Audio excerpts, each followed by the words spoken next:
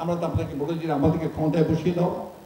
আমরা এই একটা কারণে চেয়েছি যে আসুন, আপনারা যে এত কথা বলেন জনগণের সিদ্ধান্ত নিক, তাদের ভোটের অধিকারটুকু নিশ্চিত করুন, সেই ব্যবস্থা করুন। সেটা আপনারা পারবেন না, সেটা নিরপেক্ষ সরকার করতে পারবে। প্রিয় বন্ধুগণ, তার সাথে কোনোদিনই করবে না, কারণ তারা জানে যে যদি নিরপেক্ষ নির্বাচন হয় তারা 10%ও আসন পাবে না। কি অবস্থা তারা করেছে আমি ওই বিষয়ে আলোচনা হয়েছে, আমি আলোচনায় যেতে চাই না। আমি তো মনে করি যে আজকে এই যে তথাকথিত বিনা ভোটে দামি নির্বাচনে ইলেক্টেড আপনার তথাকথিত এমপি, তাকে আমি এমপিও বলতে চাই না, তাকে আজকে আপনার আমরা যে বাজারে মাংস কিনতে যাই, গোস্ত কিনতে যাই, টুকরা টুকরা করে দেয় না, টুকরা টুকরা করে নাকি কেটে আপনার ফ্রাশ করে তাকে ম্যানহোলে পাঠিয়ে দিয়েছে। কি অবস্থা চিন্তা করেন। আজকে কোন অবস্থায় বাংলাদেশকে নিয়ে এসেছেন যে আপনার সাবেক পুলিশ প্রধান তার আজকে হাজার হাজার দুর্নীতির চিত্র পত্র পত্রিকায় বেরিয়ে আসছে, তাকে আপনি লালন করেছেন।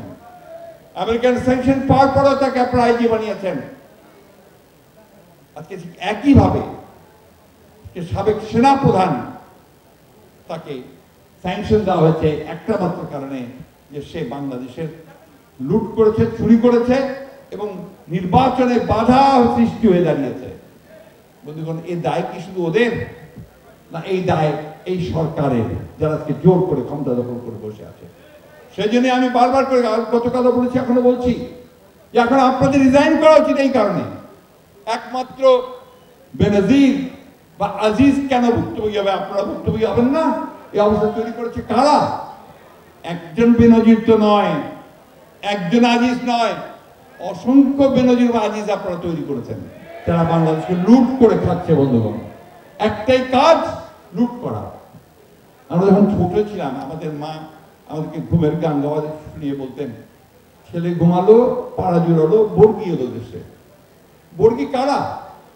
বর্গি ছিল সেই সমস্ত লুটেরারা যারা বার্মার দিক থেকে আসতো, এসে লুট করে বাংলাদেশের সম্পদ লুট করে আবার চলে যেত। এটাকে তখন বাংলাদেশের মানুষকে ভয় পেত।